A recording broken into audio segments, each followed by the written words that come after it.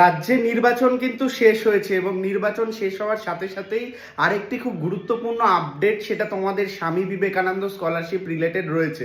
রাজ্যে নির্বাচন প্রথম দফা দ্বিতীয় দফা চলার আগেই কিন্তু স্কলারশিপ অনেকের স্যাংশন হয়েছিল। সেখানে দাঁড়িয়ে Swami Vivekananda merit cum means স্কলারশিপের স্যাংশন হওয়া অ্যামাউন্ট কবে ঢুকতে পারে, রাজ্যের এই সমস্ত বিধিনিষেধ চলাকালীন, অর্থাৎ যে নির্বাচন প্রসেস বা রেজাল্টের পরে বোর্ড গঠনের আগে পর্যন্ত কিন্তু কোনো রকম টাকা ঢুকবে না। তাই খুব গুরুত্বপূর্ণ আজকের এই ভিডিওটা, কি বলছি, কেন বলছি এবং তোমাদের সমস্ত অ্যামাউন্টগুলো কবে ক্রেডিট হতে পারে সেটা নিয়েই প্রথম থেকে শেষ পর্যন্ত দেখো। চ্যানেলে প্রথম আসলে অবশ্যই সাবস্ক্রাইব করে দিও, ফেসবুক থেকে দেখলে পেজটাকে ফলো করে দিও।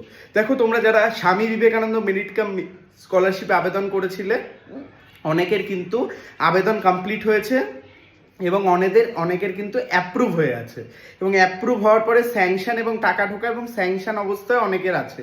টাকা ঢোকার প্রসেসগুলো কবে কি শুরু হতে পারে? দেখো, প্রধানত Swami Vivekananda merit cum means scholarship একটা রোলিং প্রসেস। রাজ্যের কিন্তু যে স্কলারশিপ ডিপার্টমেন্ট রয়েছে বিকাশ ভবন, সেখান থেকেই কিন্তু এর পুরো প্রসেস কমিউনিকেট হয় এবং এই যে স্কলারশিপের অ্যামাউন্ট তোমাদের নিজস্ব ব্যাংক অ্যাকাউন্টে যায়। এবং রাজ্যে যেহেতু নির্বাচন হয়েছে, সেই ক্ষেত্রে দ্বিতীয় দফা নির্বাচন হয়েছে গতকালই, এবং সেখানে দাঁড়িয়ে পরবর্তীতে রেজাল্ট এবং বোর্ড গঠন হওয়ার পরবর্তীতে কিন্তু তোমাদের টাকা ঢুকবে। কারণ এই স্কলারশিপ ডিপার্টমেন্টেরও কিন্তু অনেক সরকারি কর্মচারী ভোট রিলেটেড ইস্যুতে থাকে।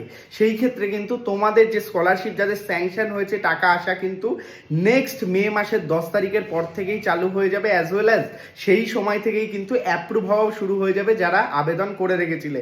কমেন্ট করে জানাও কোনো রকম ইস্যু থাকলে, এবং অবশ্যই Swami Vivekananda merit cum means scholarship related সমস্ত ভিডিওর জন্য চ্যানেলটিকে সাবস্ক্রাইব করে নিও এবং ফেসবুক পেজ থেকে দেখলে ফলো করে নিও। আর একটি লাইক করে দিও, তোমাদের একটা লাইক আমাকে অনেক মোটিভেট করে তোমাদের জন্য এরকম ভিডিও নিয়ে আসার। আর অবশ্যই এই ভিডিওতে কমেন্ট করো যদি কোনো রকম ইস্যু থাকে। ভালো থাকো, সুস্থ থাকো, সকল ইনফরমেশন সবার আগে পেতে থাকো।